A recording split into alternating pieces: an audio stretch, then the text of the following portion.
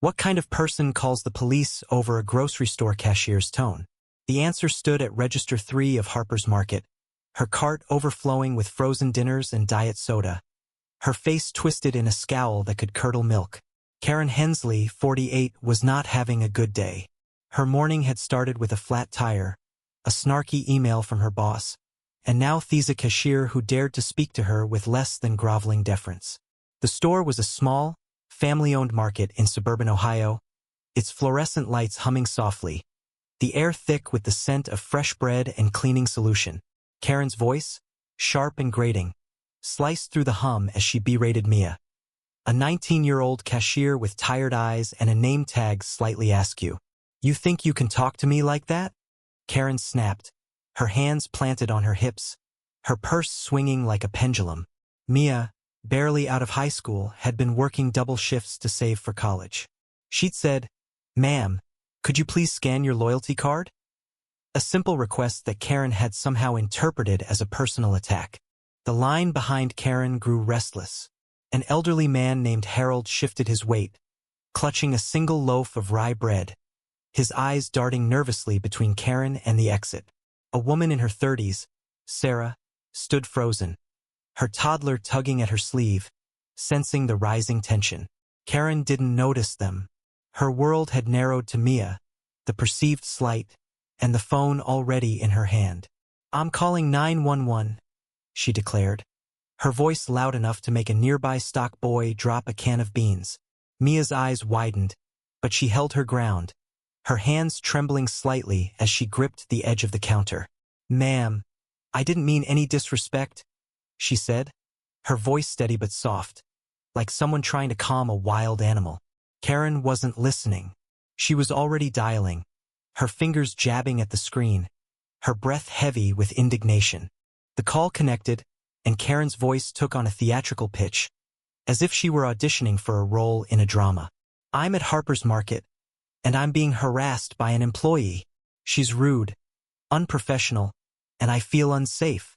The dispatcher, a seasoned woman named Linda, tried to ask questions, but Karen barreled on, her accusations growing wilder.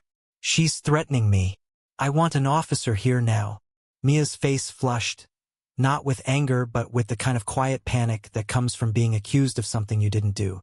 She glanced at the security camera above, its red light blinking steadily, capturing every moment. Karen, oblivious to the lens, grabbed a loaf of bread from her cart and hurled it at the counter, narrowly missing Mia's arm. "You think you're better than me?" she shouted, her voice cracking with rage. The bread hit a display of gum, scattering packs across the floor.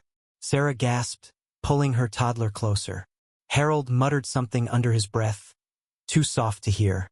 Mia's manager, a wiry man named Tom, appeared from the back, his apron stained with tomato sauce from restocking. "What's going on here?" he asked, his voice calm but firm. Karen turned on him like a storm. "Your employee is a disgrace. I'm a paying customer, and I deserve respect."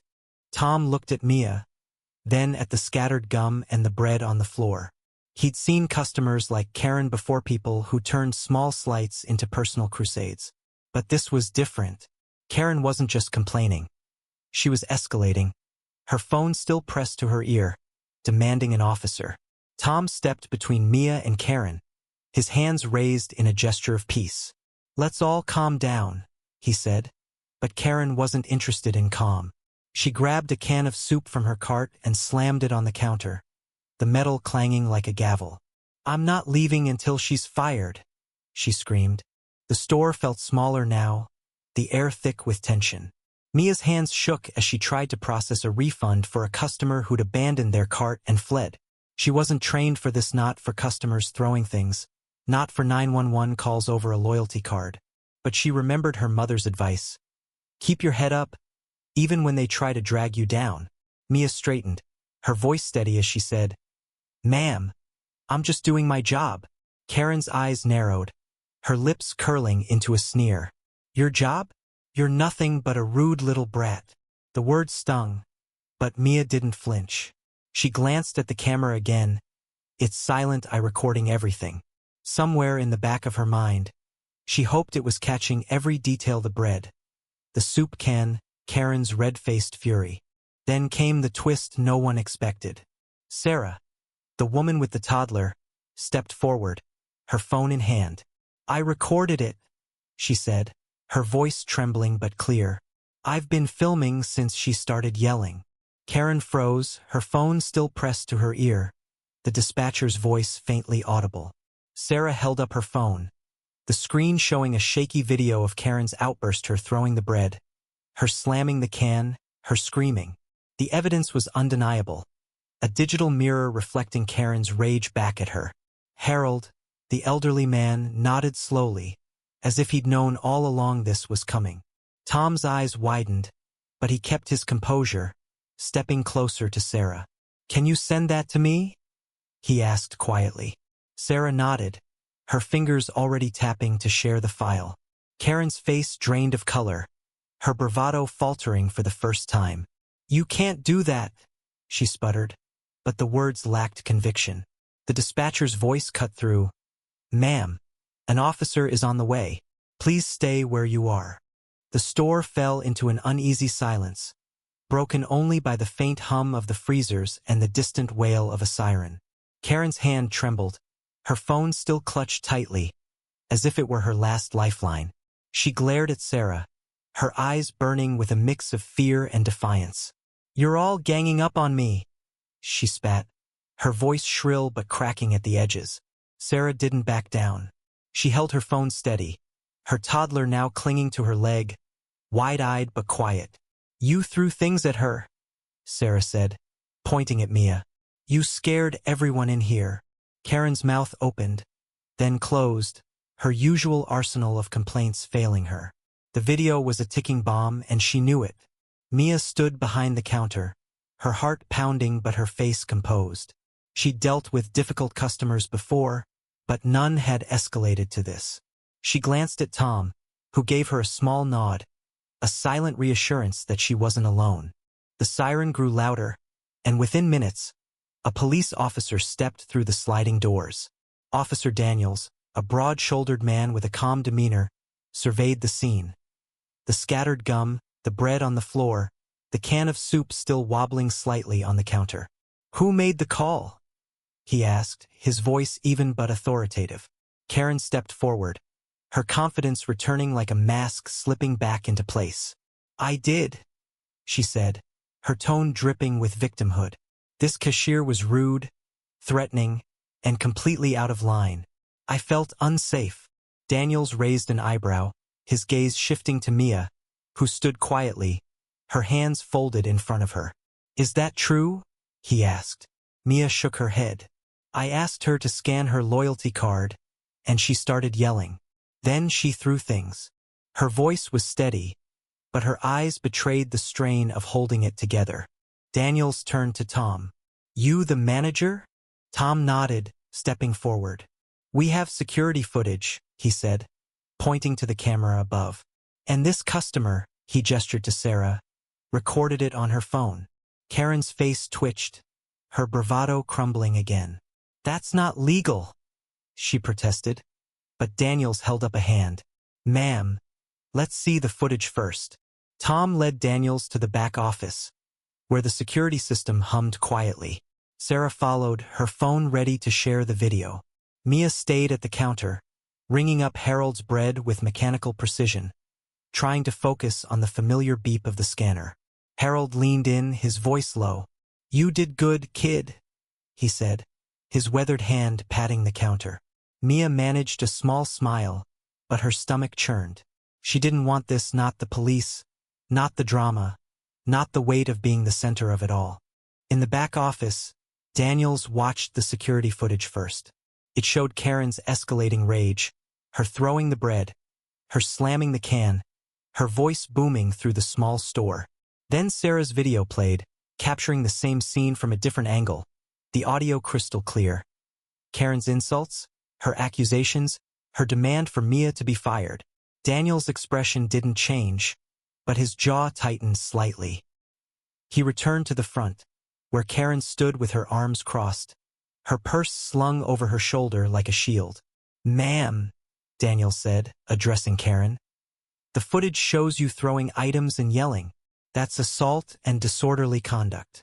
Karen's eyes widened, her mouth falling open. "Assault? She's the one who provoked me." Daniels shook his head. "The videos don't lie. You're coming with me to answer some questions." Karen's defiance shattered. She stammered, her voice rising in pitch. "You can't arrest me. I'm the victim here."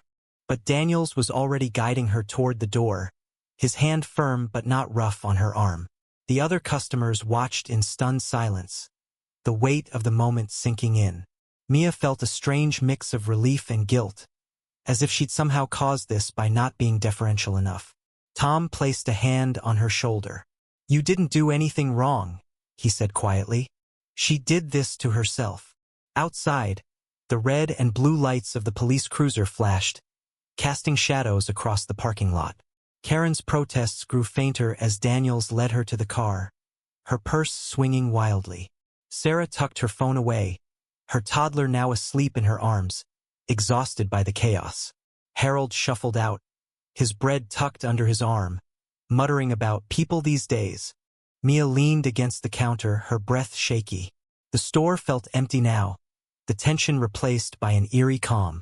Tom started cleaning up the scattered gum, his movements deliberate, as if restoring order to the shelves could restore order to the day. Mia wanted to cry, but she didn't. She thought of her mother again, of the college fund she was building one shift at a time. This wasn't her fault, but it still felt heavy. She glanced at the security camera, its red light still blinking, a silent witness to the truth. The next morning, Harper's Market was quieter than usual. The regulars whispered about the incident, their voices hushed as they glanced at Mia, who worked her shift with the same steady hands but a heavier heart. The story had spread, first through the neighborhood, then online. Sarah's video, shared with Tom's permission, had been uploaded to a local news site, the headline screaming, "Woman calls 911 over cashier, caught throwing items." The comments section was a battlefield, some defending Karen's right to be upset, others calling her a bully who got what she deserved. Mia avoided her phone, not wanting to see her name or face in the pixelated chaos of the internet. She just wanted to work, to scan items, to save for college. But the world had other plans.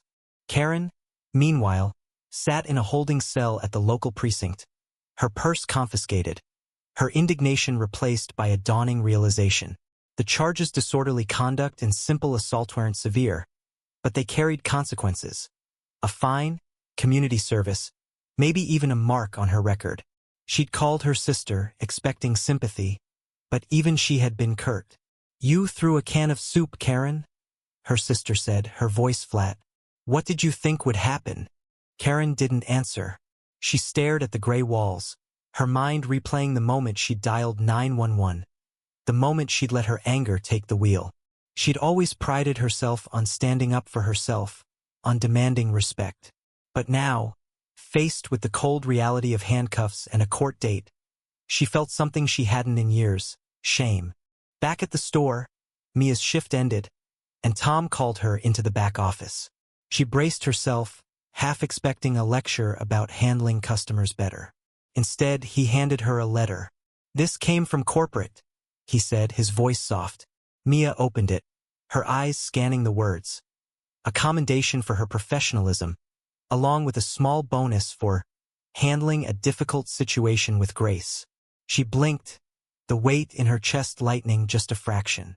"You didn't have to deal with that," Tom said. "But you did, and you kept your cool. I'm proud of you." Mia nodded, her throat tight. She didn't feel proud, she felt tired. But the letter, the bonus, the quiet nod from Harold as he'd left the day before, they were small anchors, grounding her in a storm she hadn't asked for. The fallout continued. Karen's court date was set for the following month, and the video had gone viral, shared across platforms with hashtags like #CareMeltdown and Justice for Mia. The store saw an uptick in customers, some drawn by curiosity, others by a quiet solidarity with Mia. A local college offered her a partial scholarship, citing her resilience in the face of adversity. After the story hit the news, Mia wasn't sure how to feel about it. Grateful, yes, but also exposed. like her life had become a spectacle. She accepted the scholarship, though, thinking of her mother's smile, of the future she was building one scan at a time. Karen, released on bail, returned home to a flood of notifications messages from friends, co-workers, even strangers. Some were supportive, but most were not. Her boss called, suggesting she take a leave of absence until the situation died down. Her neighbors avoided eye contact. She watched the video again, alone in her dark living room, wincing at her own voice, her own actions. For the first time, she saw herself as others did. Not a victim, but a woman who'd let a moment of frustration spiral into something ugly. She didn't call anyone to complain. She didn't demand an apology. She just sat there, the weight of her choices pressing down. Mia, meanwhile, kept working. She smiled at customers, scanned their items, asked about their day. Some recognized her from the video, offering kind words or awkward stares. She didn't like the attention, but she didn't shrink from it either. One evening, as she locked up the store, a woman approached a stranger, older, with kind eyes. "I saw what happened," she said. "You reminded me that standing tall doesn't mean fighting back. It means staying true to who you are." Mia nodded, her eyes stinging. She didn't know what to say, but she didn't need to. The woman squeezed her arm and walked away, leaving Mia with something she hadn't expected: hope. The world moved on, as it always does. Karen faced her consequences: a fine and 50 hours of community service, picking up trash in the same town where she'd once demanded respect. She worked in silence, her anger replaced by a quiet resolve to do better, though she wasn't sure how. Mia kept her job, her scholarship, her dreams. She didn't forget that day at Register 3, but she didn't let it define her. The security camera still blinked, the store still hummed, and life went a known scan, one step, one small act of grace at a time.